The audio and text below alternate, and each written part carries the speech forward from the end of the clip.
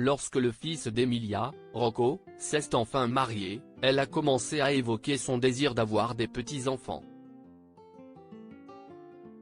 Cependant, elle ne s'attendait pas à ce que son vœu soit exaucé après un terrible événement. Il va falloir que vous vous mettiez bientôt à travailler sur les petits-enfants, n'est-ce pas ? Se réjouit Emilia en tapotant la joue de son fils. Rocco roula des yeux, mais sa nouvelle femme, Polly, sourit et fit un signe de tête à sa belle-mère. Il est un peu tôt pour parler de ça, maman. Nous venons de nous marier, dit Rocco en montrant du doigt les gens autour d'eux. En effet, ils étaient au mariage de Rocco et de Polly. Cependant, les parents de Polly sont intervenus. Nous voulons aussi des petits-enfants. Alors, commencez. J'ai hâte d'apprendre à mon petit-fils tout ce qu'il faut savoir sur le football, dit le père de Polly, et Emilia s'est jointe à lui pour souhaiter qu'il y ait des tas de garçons et de filles qui courent partout à Thanksgiving, à Noël et à toutes les autres fêtes. Emilia avait désespérément besoin d'une famille. Elle a été élevée par une mère célibataire qui est décédée il y a de nombreuses années et est devenue une mère célibataire à son tour. Rocco était sa seule famille, alors l'idée d'avoir enfin une grande famille était formidable. Nous devons d'abord être stables et ensuite, nous commencerons à essayer d'avoir des enfants, a répondu Polly, apaisant la situation. Leur cérémonie de mariage s'est poursuivie et ils se sont tous beaucoup amusés. Mais Emilia a commencé à tricoter des petits chaussons et des pulls pour ses futurs petits-enfants lorsqu'elle rentrerait chez elle. Elle serait une grand-mère fantastique et leur famille ne se sentirait plus jamais petite. Emilia ne s'attendait pas à perdre ce sentiment de joie qu'elle avait ressenti juste après le mariage de son fils avec Polly. En fait, les mois qui ont suivi ont été tout aussi géniaux. Polly était excellente, et elle aimait la voir à ses côtés tout le temps. Elles ont même parlé de bébé. Mais Rocco veut attendre sa promotion et je pense que c'est une bonne idée. Il faut que nous soyons un peu plus stables financièrement avant d'avoir des enfants, lui disait souvent Polly, mais avec le sourire. Emilia voyait bien que sa belle-fille voulait être mère. Mais elle est aussi une épouse fantastique pour son fils. Ce n'est pas grave. Je sais que l'économie n'est plus ce qu'elle était, mais on se débrouille quand les enfants arrivent. Et je suis là pour aider à chaque fois qu'il faut faire du babysitting ou autre chose. Je veux dire après le travail, bien sûr, mais je serai là pour vous, insista la femme âgée, et ils continuèrent à parler des enfants. Rocco n'a pas beaucoup participé à ces conversations, car il était encore réticent à l'idée d'essayer, mais Emilia était persuadée que son fils et sa femme tomberaient bientôt enceintes. Elle ne s'attendait pas à ce que son rêve et son univers disparaissent en une seconde. C'était une nuit pluvieuse dans le New Jersey, et la voiture de son fils a fait une embardée en rentrant chez lui, percutant un arbre de plein fouet.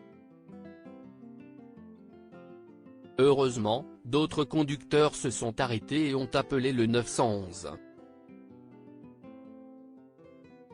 Polly appela Emilia, hystérique, et la femme plus âgée se précipita pour la prendre et la conduire rapidement à l'hôpital, où elles se tinrent la main en attendant des nouvelles. Malheureusement, les médecins leur ont dit que les blessures de Rocco étaient trop difficiles à soigner. Emilia ferma les yeux devant les lumières crues de l'hôpital, tandis que les échos des cris de Polly résonnaient à ses oreilles.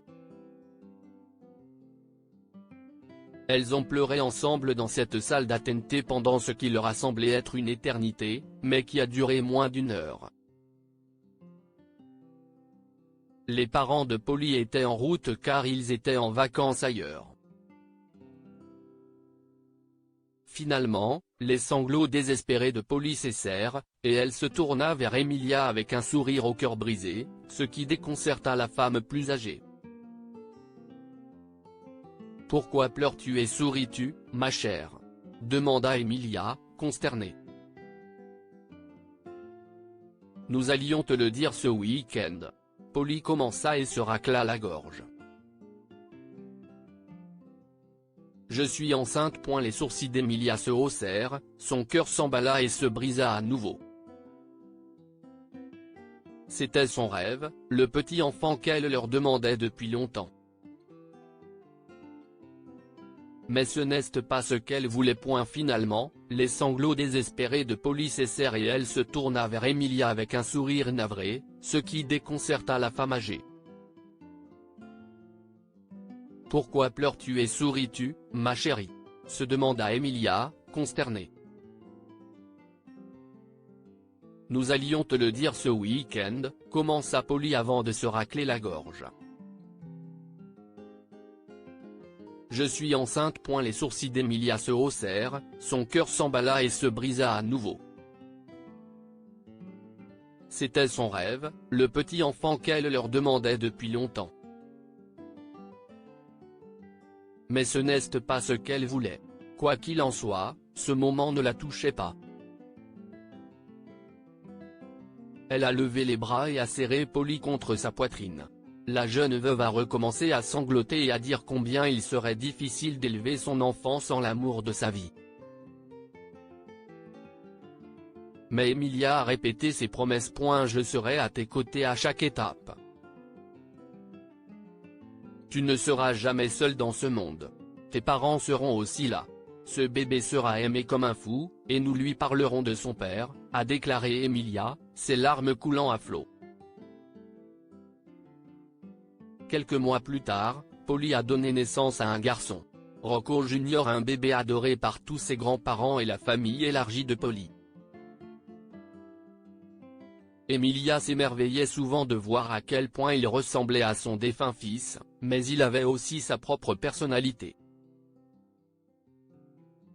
C'était génial à voir. Polly était aussi une excellente mère, et ses parents étaient solides. Ils étaient sa famille, même des années plus tard, lorsque Polly s'est remariée. Son nouveau mari est devenu le meilleur beau-père que l'on puisse avoir, et Emilia lui en est reconnaissante. Tout ce qui m'importe, si est qu'il soit aimé et que tu mérites d'aimer à nouveau, ma chère, a déclaré Emilia à Polly lors de son second mariage. Bien évidemment, elle était invitée. Elle faisait partie de la famille de Rocco Jr. Et de Rocco, qui ne serait jamais oublié. Que pouvons-nous apprendre de cette histoire? Les parents ne devraient pas pousser leurs enfants à leur donner des petits-enfants. Tout le monde aime les bébés, mais un couple a besoin de temps pour décider quand il aura des enfants. Cela arrivera au moment parfait. Aimez votre famille autant que vous le pouvez pendant qu'elle est là.